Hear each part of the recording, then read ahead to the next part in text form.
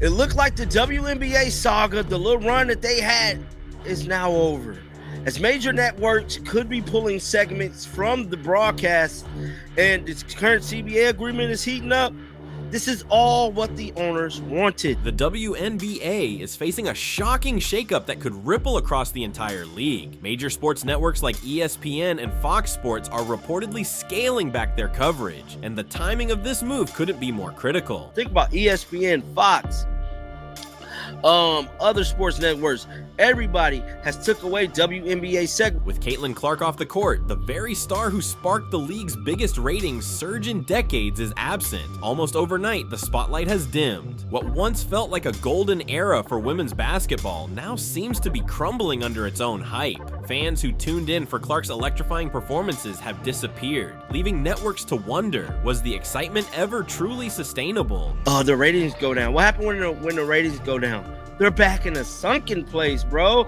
And guess what happens when they go back in a sunken place? They're not getting no big time payday. For a league already battling pay disputes, declining ticket sales, and endless controversy, this latest development hits like a gut punch. But the bigger question isn't just why ESPN and Fox are stepping back. It's what this could signal for the future of the WNBA as a whole. Y'all ain't finna get no $1 million contracts. Guess what's gonna happen to that CBA agreement? It's gonna stay the same. You're not getting no extra money. The ratings has dropped 80%. That's what they're gonna say. You know, they're gonna be looking through this. Hey, you know what? The ratings are just, yeah, I'm sorry. So all of that momentum that you guys had about a year and a half ago, it's over.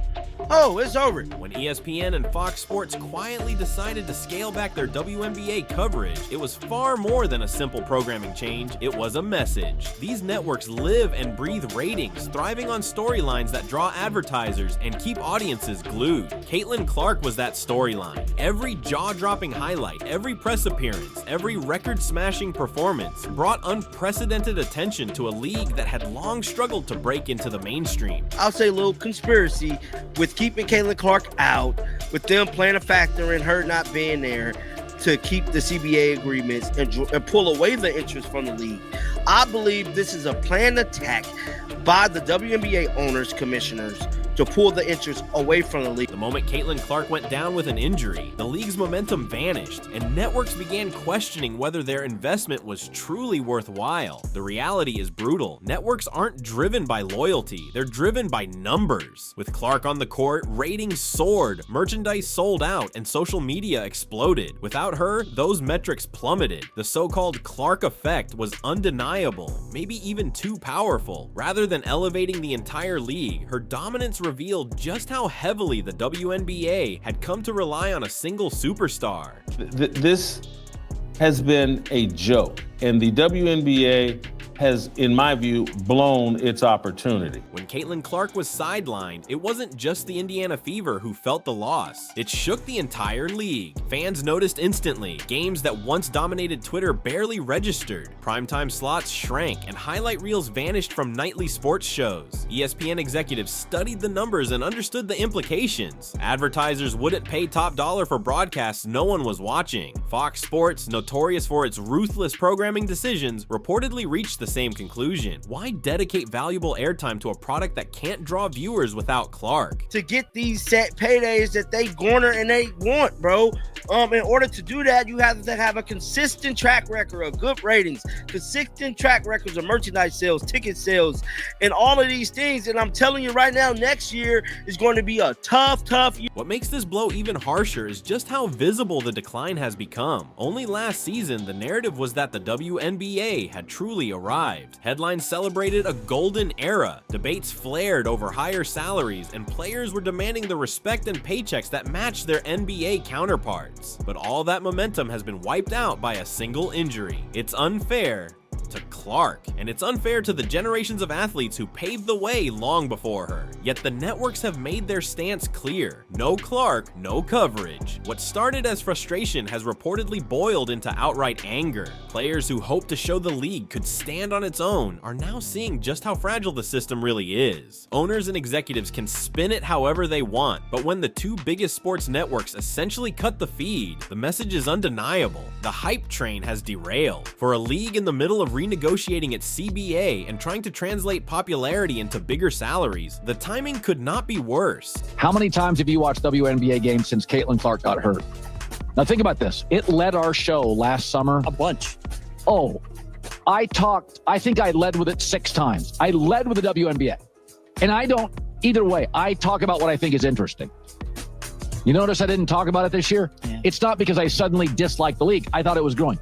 Anybody that wants to argue this, you're off your rocker. Caitlin Clark is the league. Yet the most revealing part of this saga isn't just that ESPN and Fox pulled back. It's how fast they did it, without a second thought. It's almost as if they were waiting for the perfect excuse. And the consequences don't stop there. Their retreat has given critics free rein to hit the league even harder. I don't know what the ratings are. I haven't read them, but I know last year with Caitlin Clark, I would, if the game was on, I would drive home making a point. And when's that game on? I would watch it on my phone in the car. So you could listen, not watch, I'm driving, but you could listen to it in the car. The pullback from ESPN and Fox Sports didn't come out of nowhere. It was the inevitable outcome of a storm brewing for months. And Caitlin Clark's injury was simply the spark that set it off. To understand why these media giants retreated so quickly, you have to look at the numbers. When Clark entered the league, the WNBA was riding an unprecedented surge. Her college fame seamlessly translated into professional hype. Ratings skyrocketed, arenas packed, and merchandise flew off the shelves. For the first time in decades, mainstream media gave the league serious attention in their highlight reels. But the network soon noticed a troubling pattern. The success wasn't widespread. Nearly all of it was tied directly to Clark's presence. When she got injured, the numbers collapsed almost overnight. National broadcasts that had once posted solid ratings tanked to near record lows. Local ticket sales stalled, and once trending storylines vanished from social media. For ESPN and Fox, this wasn't just a setback, it became a serious liability. Networks thrive on momentum, and the WNBA's surge was tied to a single thread. Once that thread snapped, the financial logic crumbled. Advertisers who had poured money into Clark's rookie season began pulling back, unwilling to pay premium rates for games that no longer guaranteed viewers. And that's where the controversy deepens. The networks didn't just scale back, they cut coverage with surgical precision. Pre-game shows disappeared, highlight reels shrank, talk shows that once revolved around Clark and her rivalries vanished entirely. Fans noticed the silence, but for players, it hit even harder. For athletes who had fought for years to raise the league's visibility, it was a harsh reminder. Without one superstar carrying the load, their platform was fragile. Critics argue the league created this dynamic itself. By concentrating so much promotion on Clark, the WNBA made her both its savior and its potential point of failure. While she elevated the league, she also became its single vulnerability. Networks aren't loyal, they're profit-driven. When revenue dropped, they moved without hesitation. Some insiders even suggest ESPN and Fox had been eyeing an exit strategy for months, citing tensions over broadcast rights and scheduling conflicts. Clark's injury gave them the perfect excuse. For players, the consequences are severe. This isn't just about airtime, it's about bargaining power. Heading into crucial CBA negotiations, athletes had hoped to leverage rising ratings to fight for higher pay and better benefits. With coverage evaporating, that leverage disappeared almost overnight. As networks shift their attention elsewhere, players' voices grow quieter, and once the exposure is gone, it's almost impossible to get it back. Sports media thrives on momentum, and the WNBA's momentum has hit a wall. But the story doesn't end here. Behind the headlines of network withdrawals lies a deeper strategic game. With the current CBA set to expire, insiders say owners may have anticipated the fallout and are now using it to their advantage.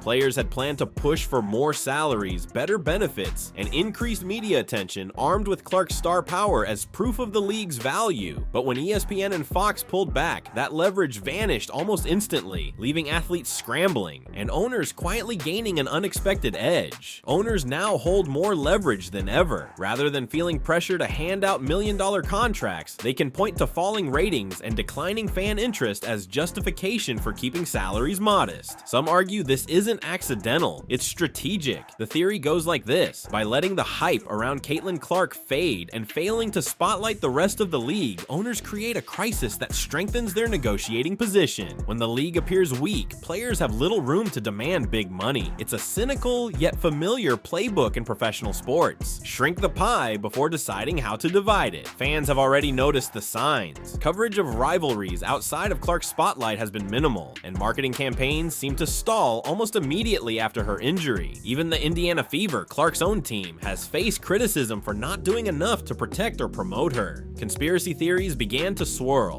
Did the Fever and league executives quietly calculate that sidelining Clark would temper expectations ahead of CBA negotiations? While that may sound extreme, the timing certainly raises questions. The real pressure falls on the players. For years, WNBA athletes have fought for respect and fair compensation, but inconsistent fan engagement has been their Achilles heel. Owners understand this, and with networks retreating, the argument for higher salaries looks weaker than ever. Instead of entering negotiations with momentum, players are now scrambling to defend their value. That's far from the position they envisioned. Clark's arrival electrified the league just a season ago, making the current lockout threat even more volatile. If no deal is reached by October, the 2026 season could be at risk. That wouldn't just be a setback, it could be catastrophic for a league already fighting for survival. For fans, losing games after years of struggling to build relevance is unthinkable. For owners, however, it might be a calculated tactic. Corner the players until they accept terms that favor management. Yet the controversy doesn't end in the boardroom. While owners may see opportunity, players are watching their reputations erode, and critics in the media are delivering harsh commentary. The Indiana Fever and the league as a whole face scrutiny like never before. Caitlin Clark's own team has suddenly become the eye of the storm. What should have been a dream scenario, a generational talent paired with a struggling franchise desperate for relevance, has turned into a lightning rod for controversy. Fans and analysts alike have started questioning the Indiana Fever's role in the chaos engulfing the WNBA. Their management of Clark's minutes, injuries, and public image has fueled speculation that the organization wasn't merely negligent, it may have allowed her momentum to stall. Critics argue that the Fever's decisions never matched the urgency of Clark's star power. Early in the season, concerns arose about her workload and the physicality of opponents targeting her. Rather than demanding better protection from referees or adjusting strategies, the team seemed content to let her take the hits. When her injury finally sidelined her, fans were left asking, could this have been prevented? Some even suggest the league and the Fever quietly benefited from her absence, as it conveniently shifted focus away from the escalating demands of the looming CBA negotiations. While that theory might sound extreme, frustrated fans see the dots connecting. The Fever, after all, have long struggled with mismanagement, lacking playoff success, and failing to retain stars. Clark was supposed to be their golden ticket, yet instead of building a strong foundation around her, they've been accused of mishandling her rise.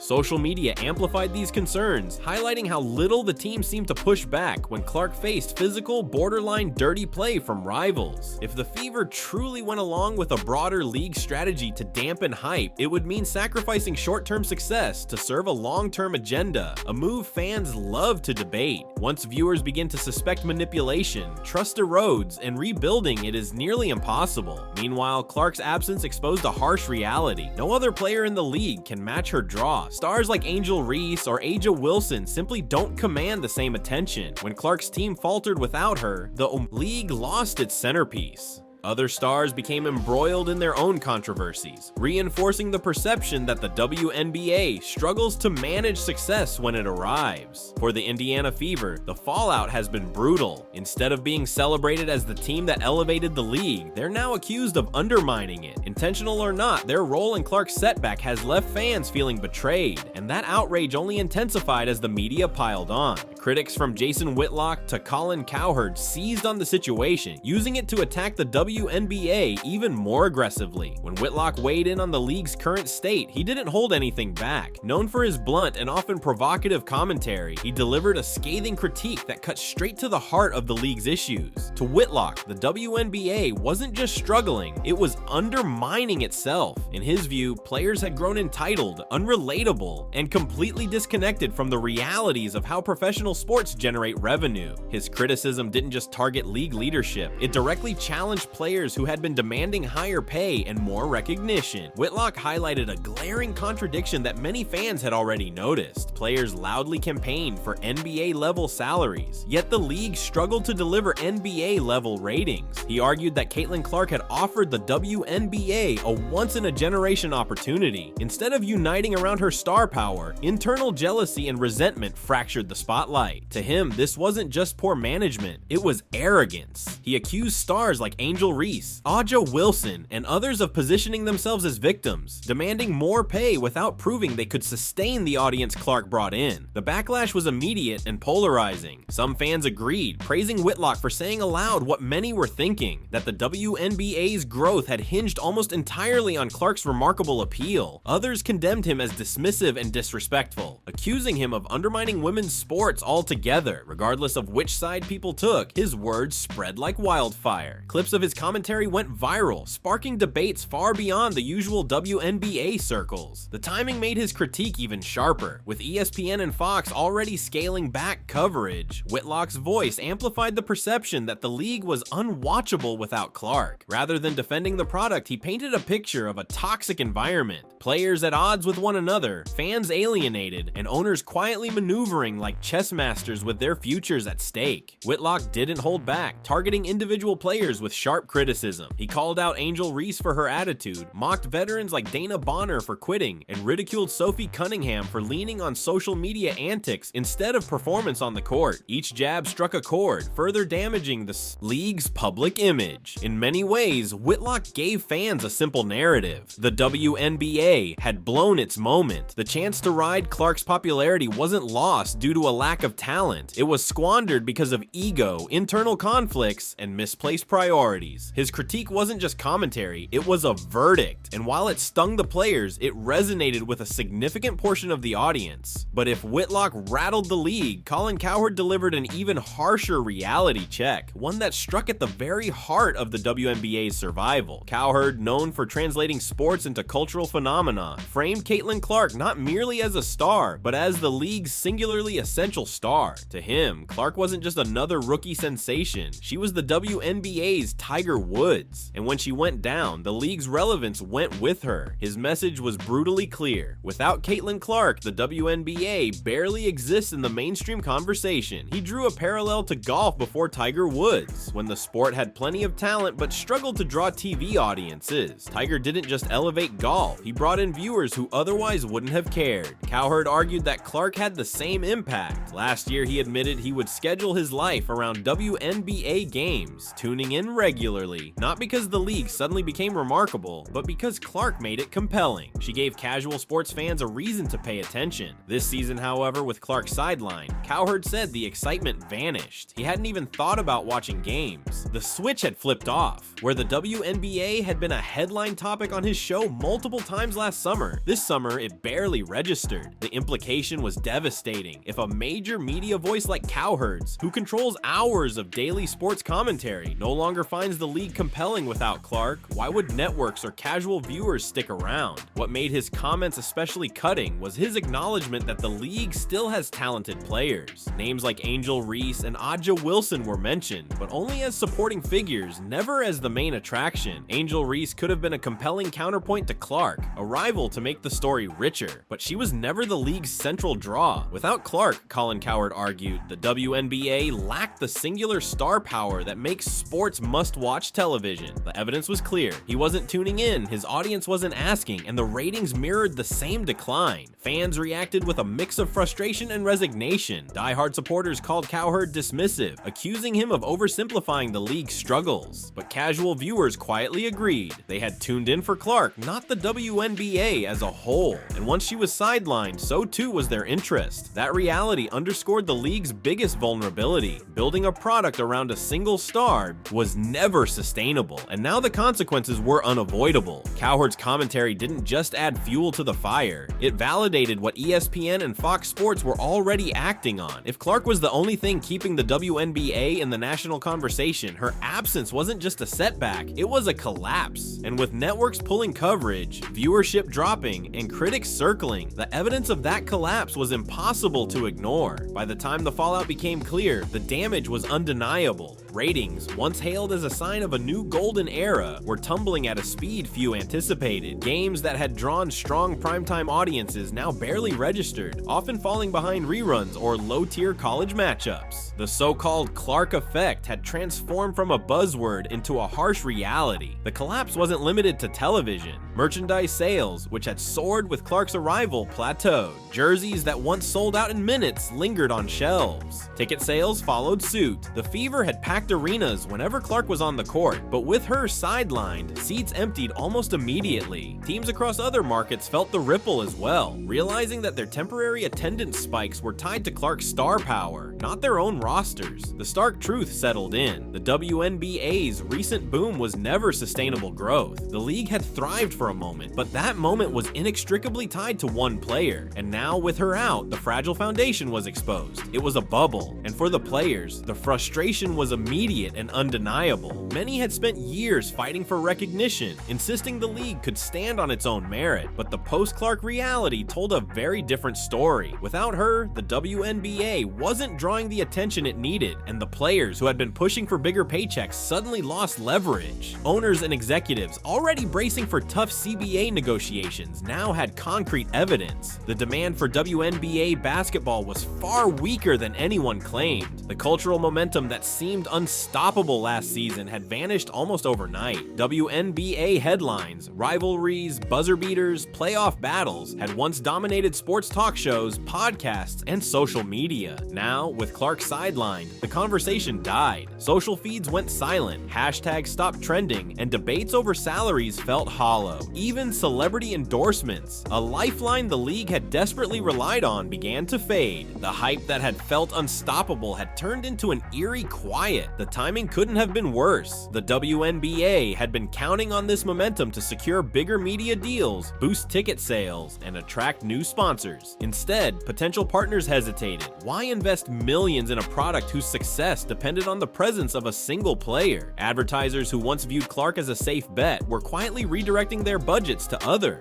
sports with more consistent returns. Suddenly, the conversation shifted from growth to survival. Without Clark, could the league rebuild the attention it once commanded? Or was this freefall a sign of a decline that couldn't be reversed? These questions now dominate discussions and feed directly into the brewing players versus owners battle, one that could determine the WNBA's very future. On one side stand the players, frustrated, emboldened, still demanding the respect and compensation they feel they deserve. On the other side are the owners, armed with a new weapon, plunging ratings, shrinking attendance, and networks pulling coverage. The collision between these forces seems inevitable, and it may decide not just the league's future, but whether it even has one. The players' argument has always rested on growth. They claimed the league was gaining traction, fans were finally paying attention, and bigger salaries were justified. Caitlin Clark's rookie season seemed to validate that belief, but now, with Clark out and interest collapsing, the owners are flipping the script. Why increase pay when networks aren't airing the games? Why hand out million-dollar contracts when merchandise sits unsold? The message is blunt. Without Clark, the league can't sustain the demands it once promised. This tension makes the upcoming CBA negotiations a powder keg. A lockout is no longer a hypothetical. It's a real, looming threat. If players push too hard and owners refuse to compromise, the 2026 season could vanish before it even starts. Such a disruption would be catastrophic for a league still fighting to secure its spot in the sports world. Fans who drifted away during Clark's absence might never return, and cautious sponsors could permanently pull support. Yet the biggest danger isn't just financial, it's perception. To casual viewers, the WNBA has been revealed as a one-player league, incapable of drawing attention without Clark. In sports, perception matters as much as performance, and right now the league looks fragile, fractured, and rudderless. Players who should be stepping up, names like Angel Reese, Aja Wilson, and others, have found themselves embroiled in controversies that overshadow their talent. Instead of uniting the fan base, these disputes reinforce the image of dysfunction. For the league's leadership, the path ahead is fraught with difficult choices. Do they rebuild everything around Clark, hoping her return restores momentum? Or do they try to spotlight multiple stars, risking the same lack of traction? Do they push owners to invest in long-term stability, or accept that the league may not yet have the financial foundation to support the salaries players are demanding? The answers to these questions will determine whether the WNBA survives or collapses. The outrage over ESPN and Fox pulling coverage is only the tip of the iceberg. The network's retreat exposed cracks that were already there, putting every weakness on display. The league stands at a crossroads. Either rebuild around Clark and find a way to stabilize, or watch years of progress unravel in just one season. Time is already slipping away. The WNBA's decline didn't happen overnight. overnight, but Clark's injury revealed how fragile the foundation really was. ESPN and Fox pulling coverage wasn't merely a response to one sideline player. It was a stark reminder that without her, the league struggles to maintain mainstream attention. Ratings have tumbled, merchandise sales slowed, and arenas that once packed with fans are now emptier than ever. For players advocating for higher pay, the timing couldn't be worse. Owners now hold nearly every bargaining chip heading into the next CBA showdown. Critics like Jason Whitlock and Colin Cowherd have only added fuel to the fire, framing the WNBA as a league that wasted a once-in-a-generation opportunity. Now, the question is no longer about growth, it's about survival. Can Clark's eventual return reignite the spark, or has the bubble already burst? Every decision, every game, and every broadcast in the coming months will decide if this is merely a setback or the start of a far deeper unraveling.